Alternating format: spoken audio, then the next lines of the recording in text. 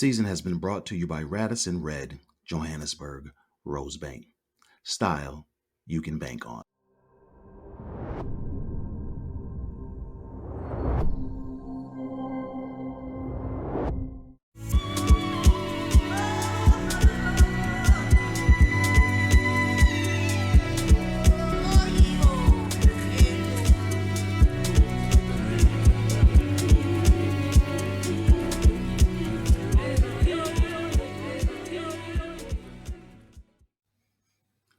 Great day, everyone. You know who it is, Ed Dudley. Durham, North Carolina. Absolutely amazing day because guess what? I woke up above ground. So any day I wake up above ground, it's an amazing day, regardless of what the day may bring. And because it's this time that I get to spend, you already know, my only sanctioned and approved girlfriend. And I think that's because she is in South Africa and I'm in the United States. I think if she was around the corner, it may not be sanctioned by my wife. But in any event, the beautiful Miss Charmaine Supermoney, how are you doing today? I'm fabulous, Zulu Ed. It's always a pleasure, and I look forward to our Friday afternoons because I get Yeah, to spend time with you, and we get to spend some time with some incredible people. And I'm yeah. looking forward to the learnings today, actually. So yeah, I'm excited. I'm looking forward to the learnings as well. So I ran across this gentleman on LinkedIn where I spend a lot of my time, and he had some amazing articles and writings he's posted out there on his history, diversity, and inclusion. So I connected with him, and I was like, I want to follow him, and I started following him and learning a lot of stuff that has not been put in history books. And I said, we And I have to wonder get him on the show. why. Well, we'll dive into that a little more. But I said I needed to bring him on the show because I needed some people to hear. Because based on his stories he's put out there, he's a master storyteller. So without any further ado, the man, the one and only, Mr. Hannibal B. Johnson, Esquire. How are you, sir? I'm doing well today. That's good. Thank you for joining us, sir. We appreciate it. I just want to say Absolutely. Absolutely. welcome to the Ubuntu house. So excited to have you, and thank you for your time, Mr. Johnson. Ed, do you want to kick the discussion up? Sure. So, sir, can you tell us a little bit about you? Who are you? Maybe where you grew up, and how did you go on this journey as really an educator? I look at you as a philosopher and just a historian. So I am sitting in Tulsa, Oklahoma, and we can talk about that a little bit later because it has abundant historical significance. I'm an author, attorney, consultant, and sometimes college professor. I grew up in Texas and Arkansas. My hometown is Fort Smith, Arkansas, which is about 100 miles southeast of Tulsa, Oklahoma. Fort Smith sits on the border of Arkansas and Oklahoma. I attended junior high and high school in Fort Smith, went to the University of Arkansas as an undergraduate, got a bachelor's degree in economics and sociology, a double major. And then I went to Harvard Law School in Cambridge, Massachusetts. Came back to work in Tulsa, Oklahoma to work for a law firm.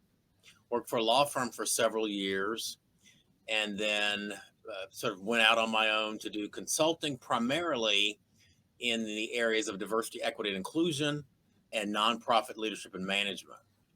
I've always done a lot of work in the community, serving on nonprofit boards of directors, being involved in leadership development, being involved in Black community organizations like the Urban League and the NAACP and those sorts of organizations.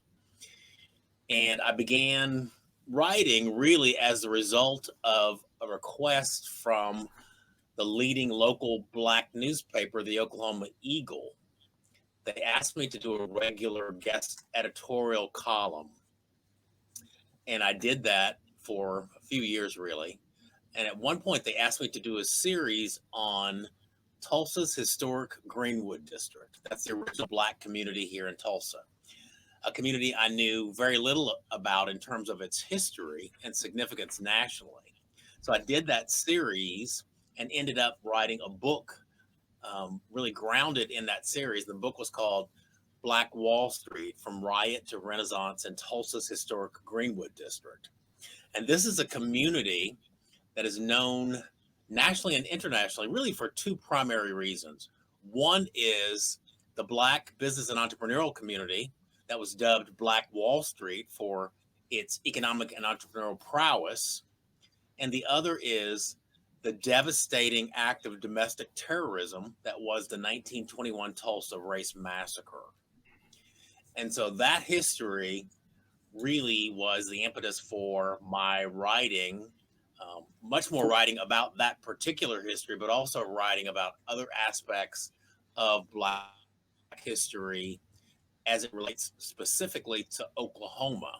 Oklahoma is in many ways emblematic of the kind of historical racial trauma and tumult that has been the experience of Black folks in these United States. Thank you. So there's a couple questions, So one is I'm from Massachusetts and spent a lot of time in the Boston and Cambridge area. So love the area. I'd love to. One is tell us a little bit about your experience in Harvard Law. Because Ed, go ahead, Charmaine. May I? Yeah. Before we go to Harvard Law, I'm just curious about his undergrad majors, sociology and economics. And economics. Okay. What was your thinking behind it?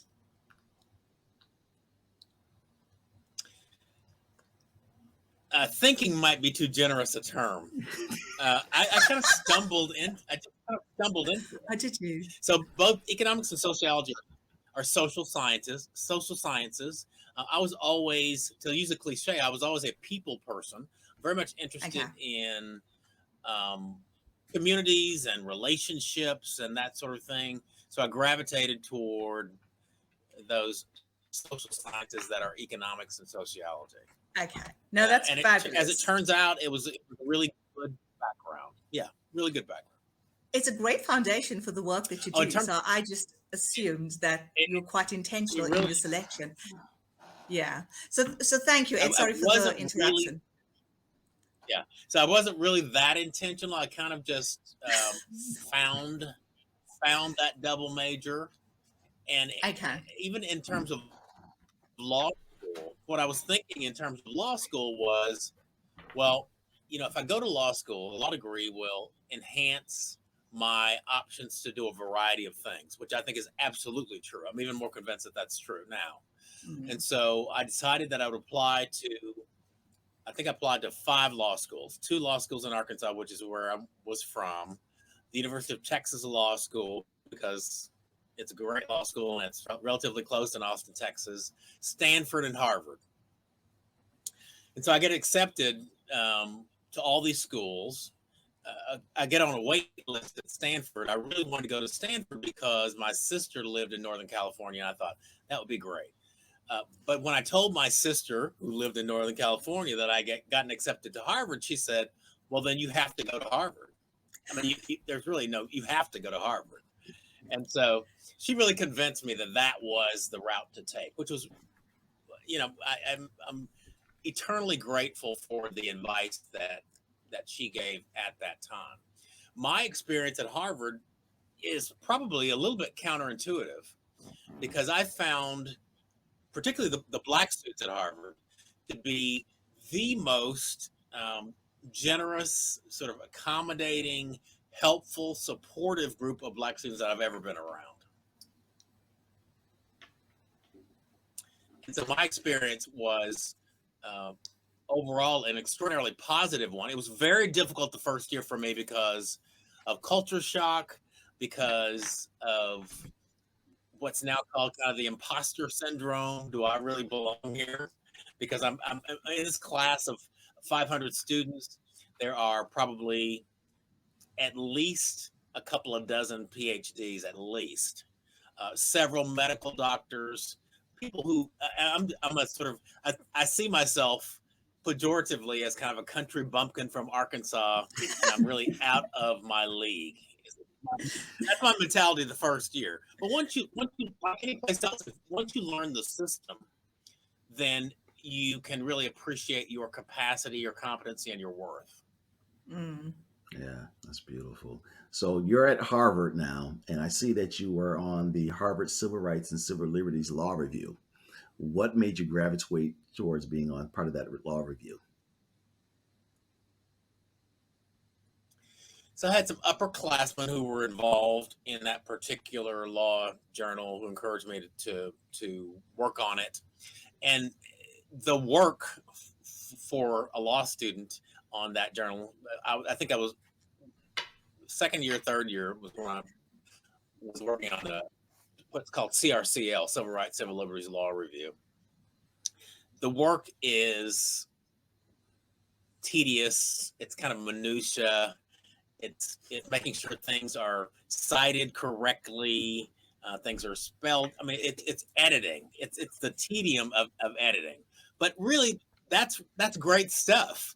Particularly if you end up being a person who writes books, having that background as a person who can pay attention to detail, who's really tuned to appropriate attribution of sources and all those sorts of things. That becomes really highly important as a skill set if you're a writer. Mm. So go ahead, Charmaine, because I got questions. So you go ahead, Charmaine. I'm a curious mission because I know very little about Black Wall Street and about your history. The first time I heard about it, it was a conversation that we had on this platform, actually. And you've written multiple books relating to it, Mr. Johnson. And I would like for you to talk about it, actually. What emotions did you feel when you did your research and writing about it? And yeah, please do share the rationale for it, as well as what you went through as a writer and as a human being and as a Black person.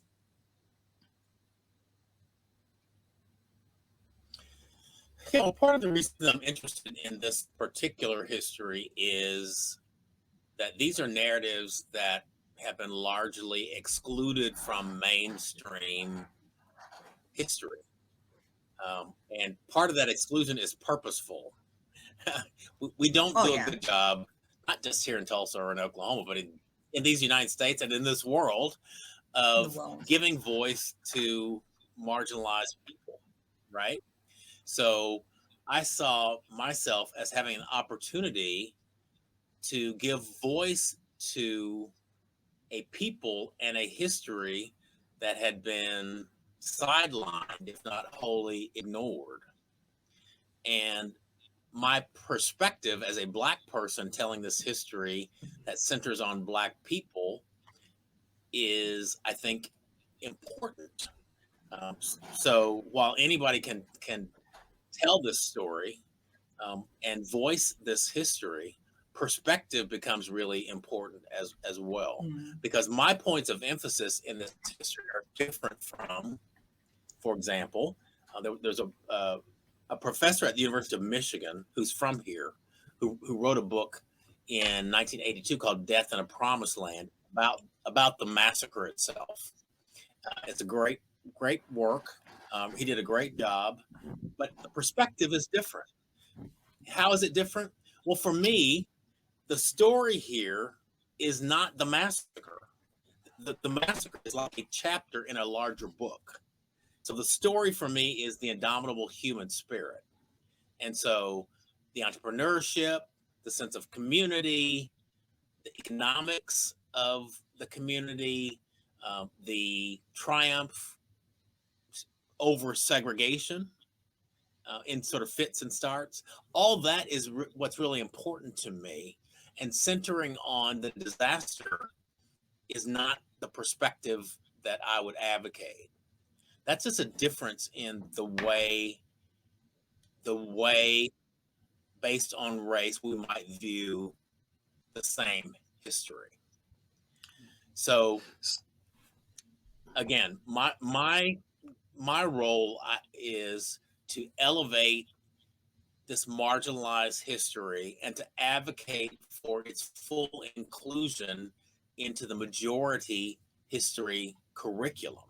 Because ultimately, it's not just Black history, it is American history. And you can't be honest about American history if you're marginalizing the Black experience. You can't tell American history without telling the Black experience. I'm with you So, on that. yeah, yeah. So, Mr. Johnson, can you just back up a little bit for our viewers that are listening from overseas that have never heard of Tulsa, Oklahoma? Can you just give a little backstory of where it was and everything about Tulsa, and in particular the Greenwood, and then move forward from there? Okay, I'll give you the sort of 40,000 feet view because there's so much here. Oklahoma history is particularly rich as American history goes, in part because prior to statehood in 1907, Oklahoma had been what was called Indian Territory. Oklahoma had been a place where the 5 civilized tribes, the Cherokees, the Muskogee Creeks, the Choctaws, the Chickasaws, and the Seminoles, had been forcibly removed from the southeastern United States into Oklahoma, what is now Oklahoma. This was in the 1830s and 1840s. All 5 of those tribes engaged in the practice of chattel slavery. So they held Black people as enslaved people. They also had Black people who were free people living among those tribes as well. So a number of the first Black people who inhabited the state of Oklahoma came as enslaved people with the 5 civilized tribes in the 1830s and the 1840s. Oklahoma history, it really is about the confluence of intersections and interactions between Black, Native, and European people. And that's what makes it really fascinating. Ultimately, like I said, Oklahoma was Indian territory at first. The 5 civilized tribes that I just mentioned, these are sovereign entities. They're governments. So they aligned with the Confederacy during the Civil War because they had an interest in protecting slavery because they had people who were enslaved. They aligned themselves with the Confederacy. As we all know, the Confederacy did not win the Civil War. So after the Civil War, the 5 tribes signed treaties with the federal government whereby they agreed to free the people who had been enslaved among the tribes, and in most cases to grant those people citizenship, not American citizenship, but citizenship within these tribal nations. So it's very complicated. As a result of that grant of citizenship and the treaties with the tribes, when the federal government changed its policy toward the Indian tribes in the late 1800s, what they decided to do was to break up the tribal land masses. These tribes held their land in common.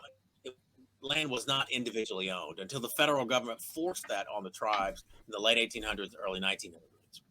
So as a result of these individual land allotments, a number of Black folks got land because of their affiliation with these tribes. And land, of course, at the time was an accession to wealth. Land was Absolutely. really symbolic of wealth. So Oklahoma, part of Oklahoma opened up for general settlement in the late 1800s. 1889 was the initial land run. So there were land runs and land lotteries that opened up this territory for general settlement after land had been taken from the 5 tribes. A number of Black folks came into what is now the state of Oklahoma during these land runs and land lotteries. One of the people who came was a fellow named E.P. McCabe. He came from Kansas, came in 1889. He founded an all-Black town called Langston, but he also recruited other Black folk to come to Oklahoma from the Deep South. The idea was that there was land available in Oklahoma, and Oklahoma would be an escape from the political, social, and economic oppression that people faced in places like Alabama and Mississippi. So a number of Black folks migrated into Oklahoma. One of the people who migrated during that period, after the initial run in 1889, was a fellow named O.W. Gurley, who came to Oklahoma from Arkansas, my home state. He ended up later on in 1906 coming to Tulsa and starting what is known as the Greenwood District, the Black community of Tulsa. He bought some land, used some of the land for his own businesses, sold other parcels of land to other Black folks. The community really was built around this kind of economic vision that O.W. Gurley had. So the Greenwood District, what became known as Black Wall Street, was a commercial sector in the Black community in Tulsa, which was segregated. Tulsa was a segregated city. The Black community was literally north of the Frisco Railroad tracks from downtown Tulsa. So in this Black community, you would find, after the initial formation of business in 1906, you would find beauty salons and barbershops and theaters and dance halls and pool halls and hotels and haberdasheries and dry cleaners, stores and restaurants, doctors, lawyers, accountants, dentists, all manner of commerce that you might find in any sort of city or town that is bustling. And again, this is a segregated community in Tulsa, in Oklahoma, in these United States. So what's important to remember is that Black Wall Street, or the Greenwood District, this Black business community, was what I call a community of necessity. If you imagine, metaphorically, Black folks approaching the gates of economic opportunity in downtown Tulsa and being turned away, they faced an economic detour based on race. So they created their own insular business community, and dollars were essentially trapped in that community, but that supported the businesses that existed in the community. And that's really what caused the Greenwood District in Tulsa, Black Wall Street, to prosper over time. That prosperity then becomes a psychological threat to the white community because, of course, Black people are inferior. Black people are, in some instances, in the mind of white people, subhuman. So why is it that those people over there on the wrong side of the tracks are living in homes and doing business with one another and driving cars and wearing nice clothes? Why is it that that is the case in a world in which white supremacy is the ideology of the day? So that jealousy is part of the backdrop for the massacre in 1921. Of course, there are other particular factors, and I think it's important also to contextualize what happened in Tulsa in 1921. What happened here is really emblematic of the Black experience in America more generally. We know, for example, in 1919, the summer and fall of 1919, James Weldon Johnson of the NAACP called the summer and fall of 1919 Red Summer. Red is a metaphorical reference to the blood that was spilled in the streets in American cities in 1919 after World War I because of civil unrest. And these events were all called race riots. They happened in places like New York and Philadelphia and Baltimore, in Memphis and in Washington, D.C., Omaha, Nebraska, Longview, Texas, Elaine, Arkansas, and on and on and on. More than 24 major so-called race riots in America in 1919. Tulsa, 1921, comes on the heels of that historical racial trauma that really befell the United States during the early part of the 20th century. You just taught me something. Go ahead, Charmaine. No, you go ahead. I mean, I learned a lot as well. If I may just say, I didn't even realize that the Indians actually had slaves. I mean, thank you for that share. I mean, your share has just been incredible on so many levels. I mean, sorry, Ed, just needed No, to you're thank you. you're fine. I did know Indians owned slave, but some of this history that you just started talking about, the five tribes, I had no idea about. Like, I always tell people when Tulsa comes up. I did not learn about Tulsa until I was an adult. I did not hear about it one time as I matriculated through school until I was an adult. And before we went on the air, we started talking about, what is being added to history books, what's being excluded for whatever reasons. But thank you for that share with me, which was a great segue. I mean, if you can just talk a little bit about, because you posted about a book, I think you wrote Apartheid in an Indian Country. That's a very interesting title, and I'd love to just for you to unpack that a little bit. What is that about? What's the premise? Yeah, so generally, the book is called Apartheid in Indian Country, Seeing Red Over Black Disenfranchisement is the subtitle. And so I mentioned earlier that the five civilized tribes sided with the Confederacy during the Civil War. The Confederacy lost the war. The tribes negotiated and executed treaties called Treaties of 1866. Treaties were negotiated in Fort Smith, Arkansas, which is my hometown, actually. Um, in those treaties, the tribes generally agreed to free the persons that had been formerly enslaved and grant those people citizenship in the tribes, just like people in other states, Mississippi and Alabama, after the Civil War. People who had been formerly enslaved were ultimately granted citizenship by the federal government. So that's what the treaties required after the Civil War for the five civilized tribes. Well, over the years, even though the tribes agreed to grant these people, who were descendants of the former slaves of the tribes are called freedmen. So the freedmen in recent years have struggled to maintain their citizenship in the five civilized tribes, hence the reference to disenfranchisement. The best case scenario has played out in the Cherokee Nation. The Cherokee Nation essentially disenfranchised its black citizens, its freedmen, um, by vote, but ultimately through litigation, those folks were reincorporated or reinfranchised within the tribe about a little over 5 years ago.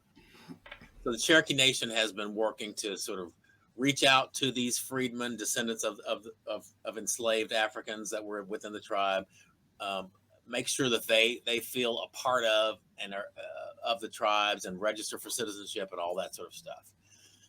It hasn't been so pleasant in some of the other tribes. The Muskogee Creek Nation is a great example in which the freedmen, the descendants of the formerly enslaved persons, have been disenfranchised by the nation, and there's litigation ongoing.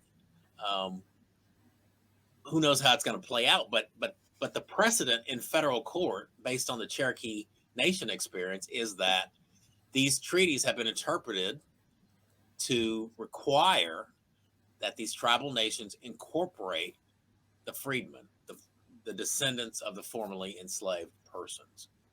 So this controversy about citizenship has played out over the last several decades to some degree in all five of these tribes. And incidentally, I should tell you, they're called the five civilized tribes for a reason. These are tribes that were initially located in the southeastern United States. And they were the tribes that, in the estimation of the powers that be at the time, did the best job of acculturating to European ways. So they were engaged. The Cherokees, for example, were engaged in farming. They were Christianized. So that's what the term civilized refers to, and it distinguishes those tribes from tribes that might be pejoratively called savages, who were not Christian and were not into European economics, etc. How how fascinating, actually, on so many levels, labels and how things play out. I need to go back, may I, to the Greenwich Nation and the massacre and things of that sort, right? And Mr. Johnson, I know you do a lot of reconciliation work, and I've read your CV. I mean, from your resume, you're a mover and a shaker. There's no doubt about it. I mean, you are improving systems and making a difference. My question is, have those people who have been massacred and lost their wealth been compensated in any form? Have they been? Yeah, that's the discussion about reparations. That's to me that's a nuanced discussion. So the short answer is not really, and let me tell you what I mean by all that. When we talk about reparations, it's important to think about what the term means. So reparations means to make amends or to repair damage. Mm-hmm. So when we look at it that way, there are a number of ways to do that. Metaphorically, we can look at arrows in a quiver.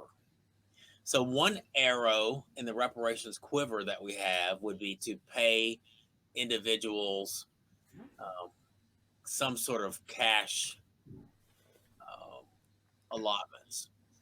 So that has not happened from the state or from the city, even though there was a lawsuit filed on behalf of the survivors back in 2003, I believe it was. At the time, there were over 100 survivors of the massacre living.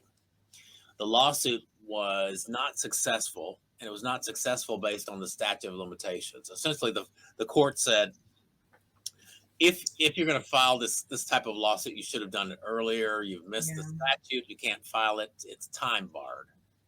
There is another lawsuit pending on behalf of 3 individuals who identify as survivors who are still living. They're in their hundreds. And it's based on a different legal theory. And we'll see where that goes. I think it's going to be difficult. And it's difficult in part because you're essentially asking an institution that's been part of the systemic problem that we have to acknowledge the longstanding systemic problem and resolve it. That's part of the problem. The other part of the problem is when you ask a court to provide, to do something like provide reparations or to order reparations. There's a doctrine called the political question doctrine that's used particularly in the federal courts that says this is not what we do.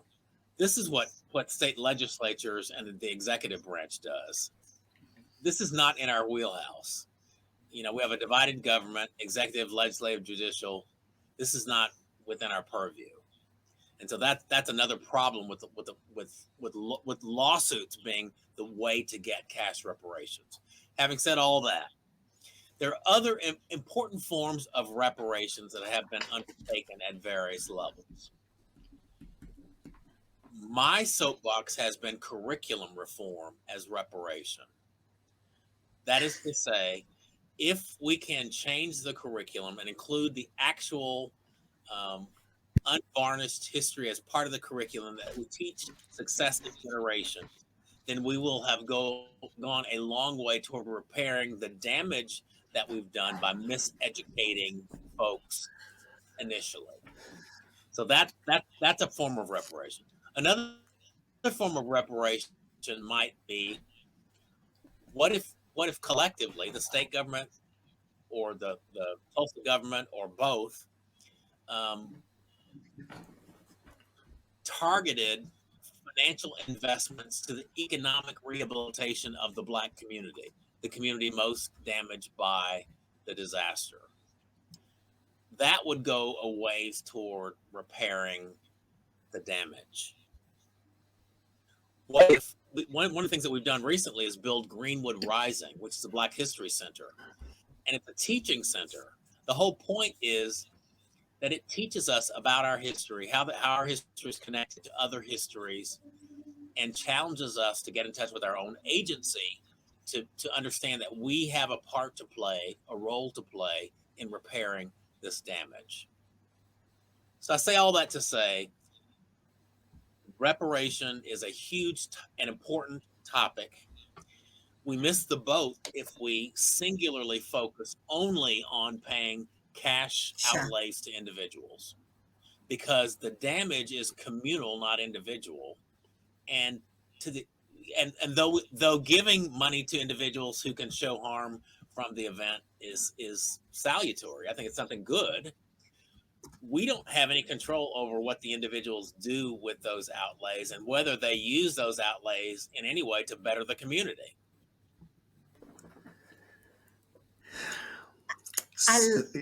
Go ahead. I love your Shanae. approach about the curriculum change, and I love the way you look at the entire issue. Actually, I mean, I just want to take the opportunity to say thank you for the work that you're currently doing in trying to move this forward. And as a lawyer, conversations you usually have is for victory, right? And you strike me as a person that having conversations to progress the agenda for the benefit for greater humanity. So thank you for doing that.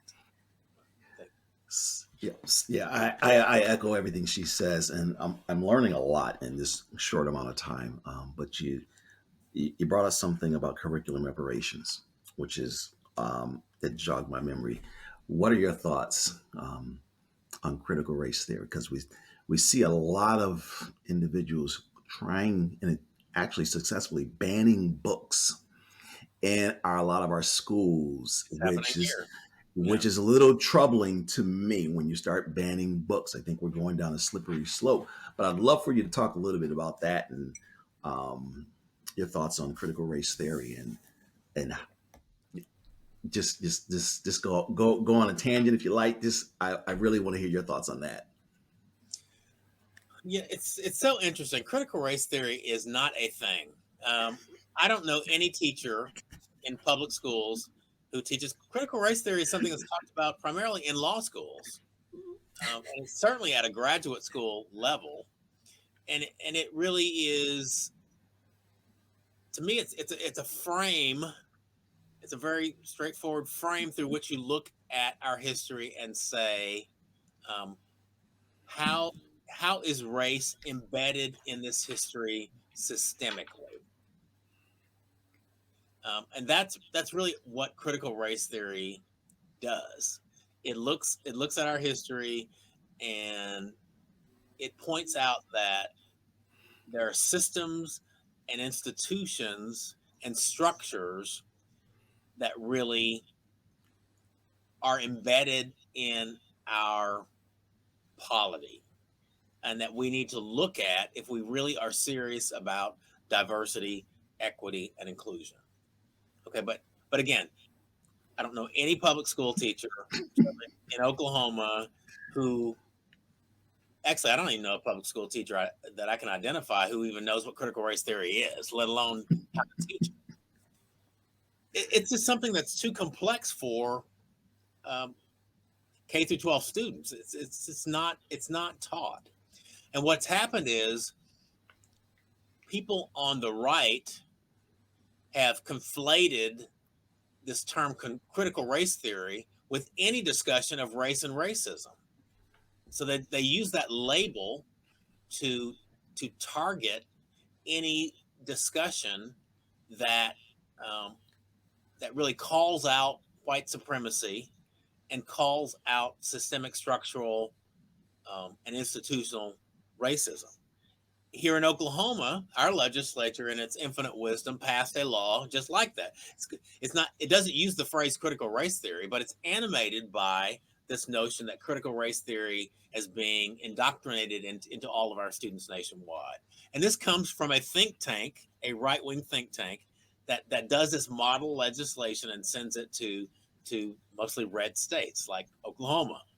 And so Oklahoma passed a law called House Bill 1775, and it really is designed to prohibit the teaching of these structural, institutional, dynamics around race and gender.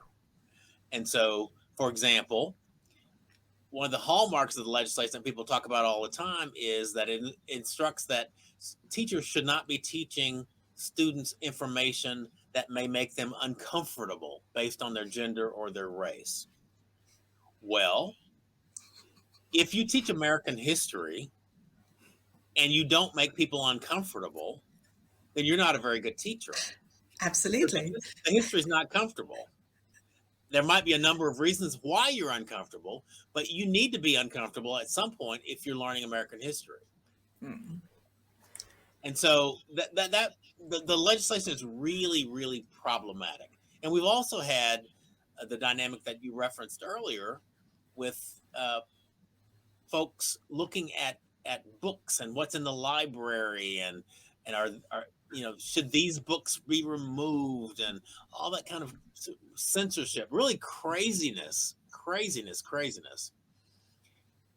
Ironically, the people who claim to be worried about indoctrination are not really worried about that. What they ultimately want is indoctrination with the principles and values that they embrace. Mhm. Absolutely. It's selection, really. They want people to be indoctrinated as Christian, right-wing, folks with a particular social, political, and economic philosophy. That's what they really want. Thank you for sharing that. Charmaine, I don't know if you've been following some of the things that are going on in the States. There is a number of states that are banning books, like literally banning books in the classrooms, in the libraries. It's a mess. That's ridiculous. It's absolutely a mess. I don't think you should ban books. I think you should have age appropriate books for for our youth, but banning books, I don't think you should be banning books. Um, I'd love to talk about your DE&I work. Why is that important to you? It sort of always has been. I mean, I see the work that needs to be done, and I really, it's a passion for me. Part of part of my work has always been making sure that people are appropriately represented at all levels. So, for example, I serve on a number of nonprofit boards, and I get asked to serve a lot.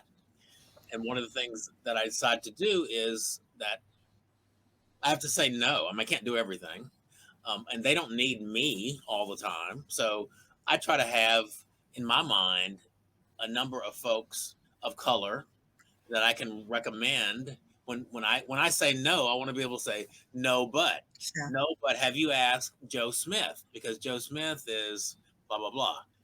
So that you know, having giving people options, people who profess to be interested in DEI but claim to have no options. I want to sort of be there to be able to offer something to them. In fact, I work with a couple of groups in town. One is called Leadership Tulsa, which is the Community Leadership Development Organization, and the other is called the United Way, our United Way agency. They represent nonprofits and wanted to sort of advance diversity, equity, and inclusion.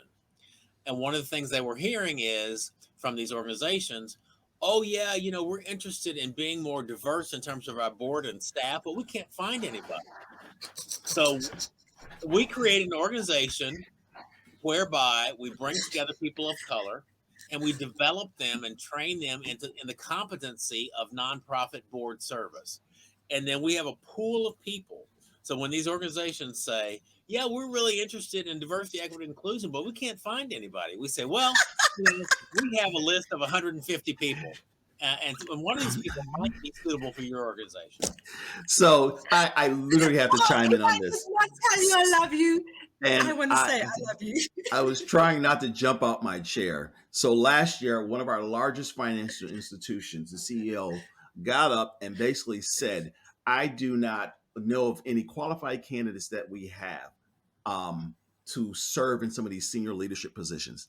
Well, having worked for said organizations for years, I immediately thought of one individual that had a dual doctorate degree, was serving in a leadership capacity, and he never thought about that individual. And subsequently, that individual left to go be a high-ranking leader in another company. Um, I see a lot of our companies here in the states, say DEI work is important. It's one of their top mandates. And I laugh because they put a lot of black women at the head. They put a lot of black women at the head of these D&I roles because you know what? We're checking off two boxes. We're checking off Right. women and we're checking off somebody black. True. That's true. Yeah. And then a lot of them, just my humble opinion, a lot of DEI initiatives at companies are not working. Yeah. So I do consulting with a variety of companies. I sometimes do companies and nonprofits and all sorts of organizations. I sometimes do assessments, DEI assessments for organizations. And a couple of things are really important if you're really serious about DEI work. One is that there has to be buy-in at the very top of the organization. Another is the DEI work has to be integrated into the things that you otherwise do. It can't be an island unto itself. Absolutely. And then finally, particularly in a capitalistic economy, how do you signal the worth of something? You put money on it. So how much money in the budget is allocated to DEI? Right. So you look at all those things and you can sort of see whether an organization is really serious about DEI. Yeah, I totally agree with you. I have a friend that works for a Fortune 100 company. And during all the George Floyd unrest over here, you saw a lot of companies putting out statements. A lot of his company never put out a statement. And he blasted it in an email to his manager, his boss, and up the chain. He says they pulled him in the office. I agree with you. I agree with you. You're right. They never really put out a statement, but what they did is they threw some money at a couple of black organizations. And I found that very telling of the organization as a whole. Yeah, that's kind of a check the box mentality, which is what Yep. people do with DEI generally. What they really want is we'll have one, maybe two DEI workshops during the year. And that's good. We're done. Yeah. I don't mean to laugh. I can connect to the statements that's currently being made. It kind of resonates here as well. I do want to commend you for the work that you do and your solution-driven mentality. I mean, having a pool of people that you can actually recommend and giving access to organizations, but also developing people, I think it's a beautiful trait. And so thank you for that. From a DEI perspective, and you consult to various organizations, and we've chatted briefly about the commitment and the level of commitment, and you can assess it in terms of the three points that you stated. Do you believe, okay, I'm going to ask this question in tongue in cheek. Do you believe that there's enough progress being made in the companies that you consult to? And if not, why not? From a DEI perspective. Mm-hmm. So I do see progress in the sense that it's on the radar for most entities. So in that sense, I see progress. But I look at DEI issues as chronic, which really affects my answer to your question. By chronic, I mean that I think we are attuned to instantaneous gratification. What most people want is to identify the problem, to identify a solution, connect the solution with the problem, and move on to the next problem. But that's not the way it works with DEI. It's an ongoing challenge that has to be addressed. And there are fits and starts. There's one step forward and two steps back. It's just like the election in the United States of Barack Obama as the first black president of the United States. It didn't come without consequences. The backlash to Barack Obama is Donald Trump. The backlash to Barack Obama is things like the House bill that I just mentioned that wants to prevent so-called critical race theory from being taught. So, it's crazy, but and maybe even in South Africa, you've read articles when Barack Obama was elected about a post-racial America and all this kind of nonsense. These are issues that will always be with us. Absolutely. Okay. Well, thank you for that. Can I ask a question? Oh, may You I? I'm just curious, right? you just did. I need to ask another one quickly, if I may. And then I want to go into your book, your latest book that you've written. I'd love for you to unpack that and speak a little bit about that. You've done research on the Wall Streets, and I mean, you've written books and things. Have you forgiven those people for what they've done personally? Forgiven. I guess the difficulty I'm having is those people are gone. I mean, the people who did what they did are no longer with us. There are certainly people who are reaping the benefits of Benefits. what they did, and so the legacy continues. But that really, to me, it's really all about the community in which we exist today, and how do we make that better? How do we make that equitable for everyone? So it's not so much about blame and forgiveness as it is about accountability and reparation and the kind of concepts I've talked about before. Because I think if I get sort of mired down in X person is to blame and my forgiveness depends on Y, then really it makes my movement, my forward progress more difficult. So if I can just sort of look at what is right now and identify some challenges and make some allies to help me address those challenges and develop some potential ways to measure outcomes, to measure progress, then I know that I'm moving in the right direction. I think I'm pretty contented. And that was a beautiful response, actually. You have actually forgiven. You're just focusing on how we're going to move forward in a way that's going to be productive for better, for greater humanity. So there's power to it. And I mean, I often say forgiveness is a gift that we give ourselves, because then it allows you to move in a way that's lighter, less baggage. Let's focus on the problem and let's fix it. And the other beautiful thing you said is people should take accountability. So the ones that are here and have benefited should acknowledge the benefit, take accountability, and collectively agree how they should pour more goodness into the world. And that's a conversation you should be hosting, actually, because you're very good at holding conversations of reconciliation and understanding.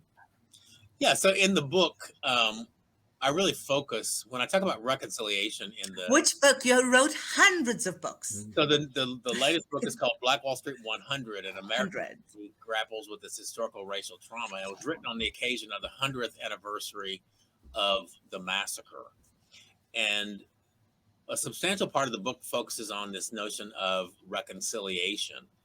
And in short, I will say that I believe that there's a three-part process that we have to go through to get to the point of reconciling or reconciliation.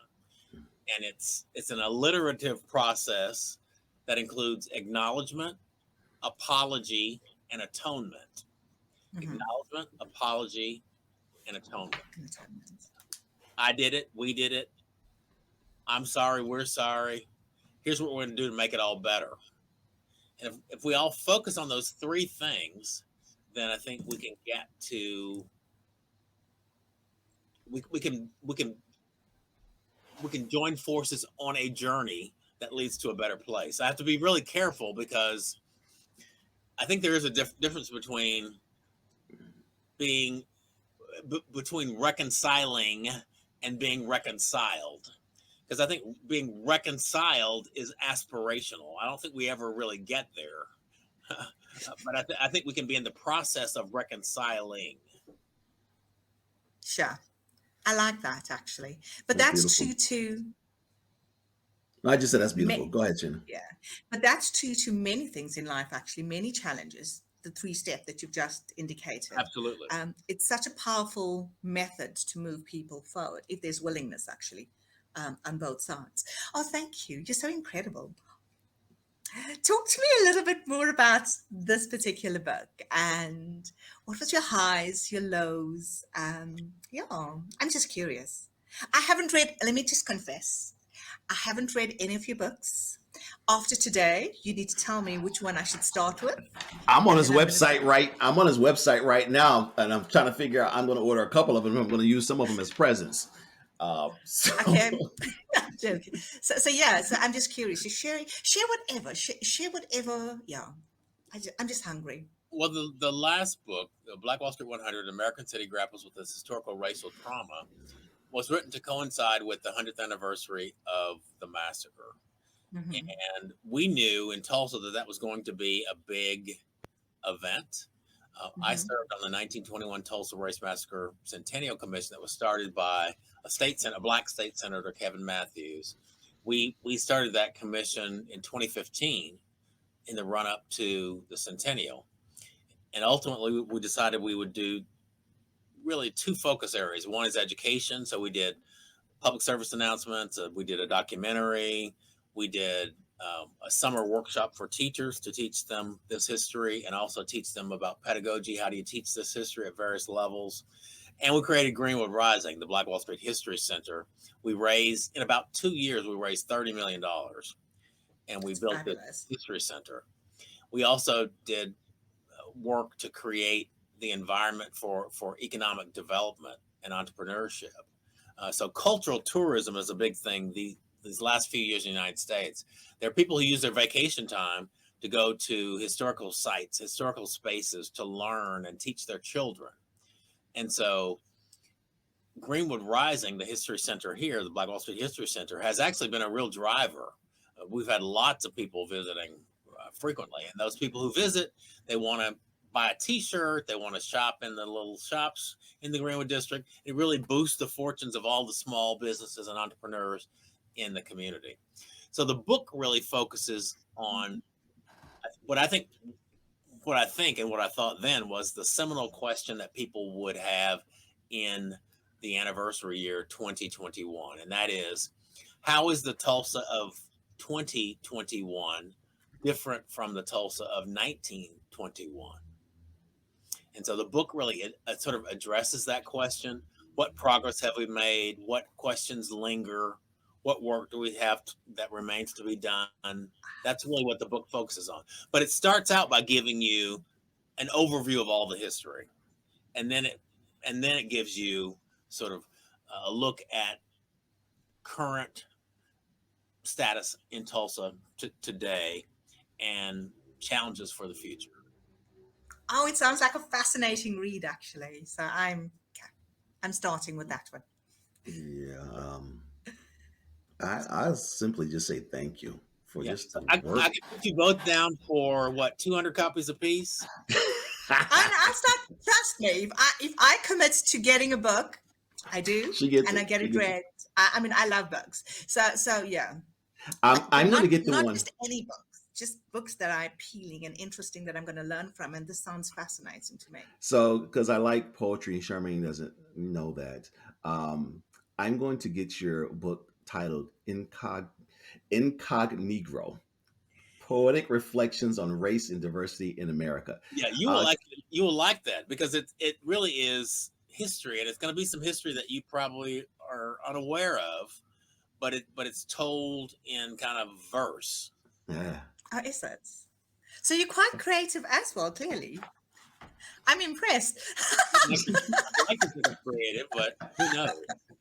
I'm not the final arbiter of that. Yeah. So we thank you so much for. Oh, I have one more question, please, Ed. No, Mr. no, go ahead, Johnson. Charmaine, go ahead. Okay, so I'm going to grant you a wish, right? So if you had this magic wand and you had one wish, what would it be? One wish. Well, the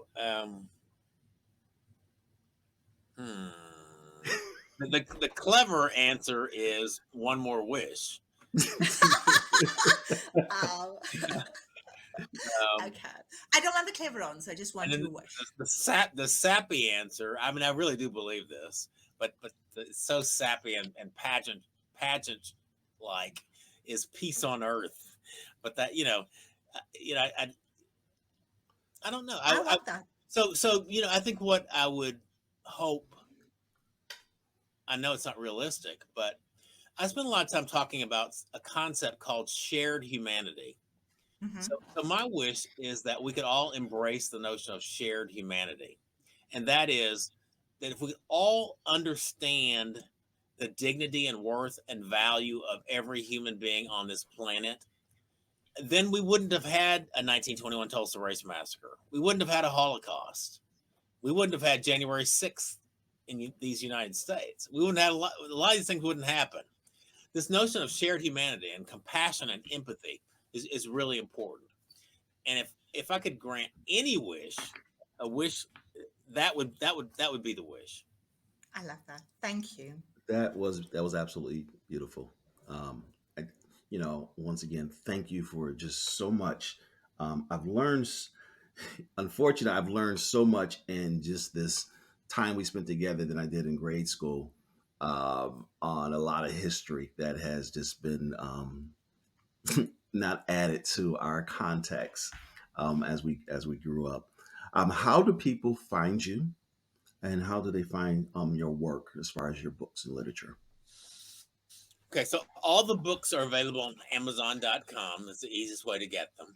But my website is Hannibal B Johnson.com, which is spelled HANNIBAL, B as in boy, Johnson, JOHNSON.com. And so my website has interviews and some articles and all the books and lots of information. So I encourage you to visit the website for sure. Sure. Thank you. We'll also add it to the commentary actually on YouTube, so people can actually access it there. So your website. Yeah. Excellent. Yeah. Go ahead, Charmaine. I just want to say thank you. It was incredible. I just want to say thank you for the work that you do and the impact that you're having. And it's been an absolute pleasure listening to you, and I've learned a lot. So thank you so much, Mr. Johnson. Appreciate you. Thank you from one black man to another. Thank you. Hey, I'm black too. I'm here. I said black man. Are you black? Are you identifying as a black man now? If so, let me know. No judgment. Yeah. What are your pronouns? Oh, them and there. My pronouns are rich and handsome. That's so, right. But sir, we really go ahead, Charmaine. No, go ahead. We really appreciate you, sir. Thank you, everyone has tuned in. Save this episode. Go back and listen to this episode. Go to Mr. Johnson's website. Go to Amazon. Purchase some of his material, because it's a lot of material that has been hidden from us, especially in the United States, that you need to read about. There is no reason. I'm over my 50s, and I'm still learning some things that should have been in history books. So, to everyone that's tuned in, thank you. Good day. Good night. Be blessed. All right. Love and light, everyone. All right. Bye. Bye.